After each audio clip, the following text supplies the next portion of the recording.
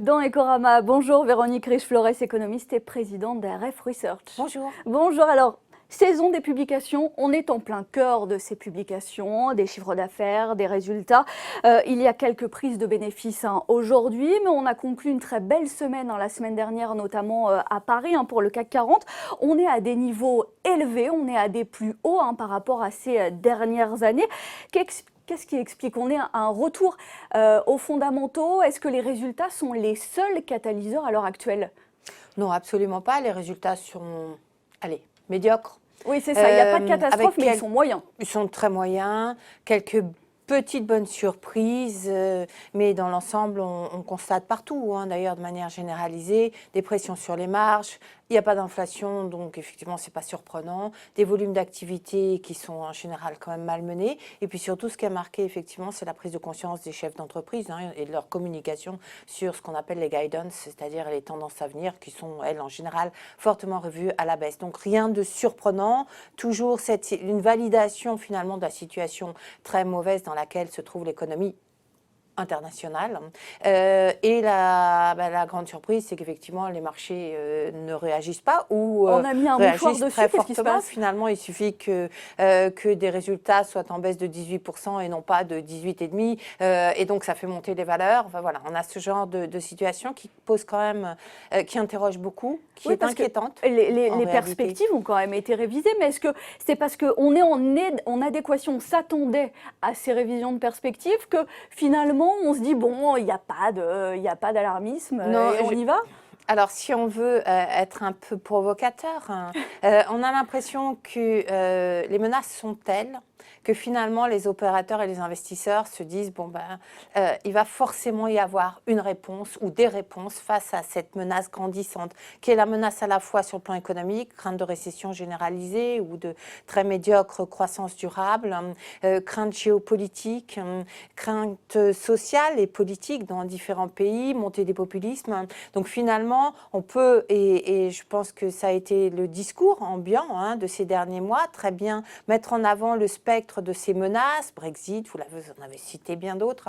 Et puis, ce qu'on s'aperçoit, c'est que finalement, les banquiers centraux ont intégré probablement une bonne partie de ces craintes également, ont réagi très tôt en injectant à nouveau beaucoup de liquidités dans un marché qui est déjà assis sur beaucoup de liquidités, des taux très bas. Donc finalement, des investisseurs qui se disent, bon, finalement, tout est sous contrôle. Donc on joue à se faire peur, on teste les limites en fait, et ça grimpe, ça grimpe. Alors voilà, et c'est là que ça devient quand même inquiétant, c'est que les valorisations sont déjà très élevées, que les menaces sont en train de se construire un peu plus avec ce qu'on observe, me semble-t-il, sur les marchés. Alors on a toujours des rassurants qui nous disent, bon, mais finalement, on ne peut pas dire, on ne peut pas préjuger, peut-être que les marchés voient juste, comme ils ont ils sont souvent qualifiés d'avoir cette capacité. Moi, je pense que ces tendances sont bougrement inquiétantes en réalité, parce qu'effectivement, on est sans doute en train de gonfler quelque chose qui ressemblait déjà fort à une bulle. Et est-ce qu'on ne peut pas prendre l'exemple du luxe justement pour illustrer le luxe? La semaine dernière, on a encore vu la bonne santé d'LVMH, de Kering. Alors là, est-ce qu'on n'est pas dans des valeurs qui ont été surachetées? Ça gonfle par exemple. On a oublié, on a mis de côté les effets peut-être de la crise à Hong Kong et bien d'autres crises potentielles.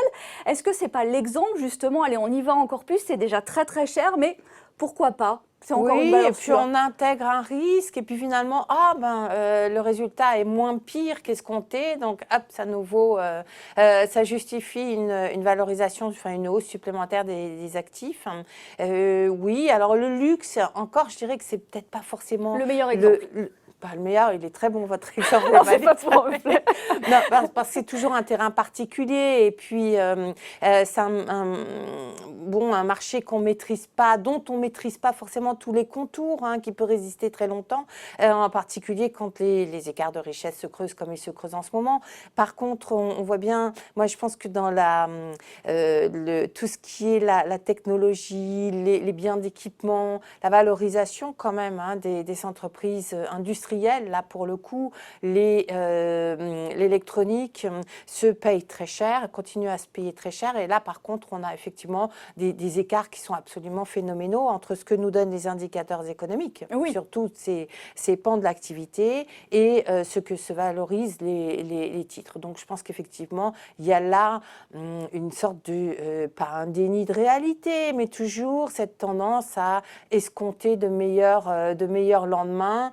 Alors, on a vu que les avancées sur le Brexit, effectivement, déclenchent beaucoup d'euphorie, beaucoup d'optimisme. Oui, alors que c'est reculer pour mieux sauter. C'est juste reculer pour mieux sauter. Pour l'instant, le Brexit n'a pas commencé. Donc, non, donc et il n'aura pas lieu a priori le 31 octobre. Et quand on voit un petit peu, qu'on essaye d'estimer, parce que ce n'est pas toujours facile, mais ce qu'a été le stockage au Royaume-Uni, qui à un moment donné devra se dégonfler, et donc les conséquences économiques, par exemple pour la France, parce que la France, c'est une des économies qui a beaucoup bénéficié de ce surstockage des Britanniques à la veille d'un Brexit qui finira sans doute par arriver. Donc on aura un contre-coup négatif, c'est très clair. Pour l'instant, les marchés surfent sur les bonnes nouvelles d'un accord, d'un possible accord, en sous-estimant complètement les contre-coups. Donc je pense que tout ceci est finalement assez malsain, même si c'est toujours le paradoxe des bulles. Finalement, on préfère que tout le monde y croit encore un petit peu avant que ça se retourne trop violemment.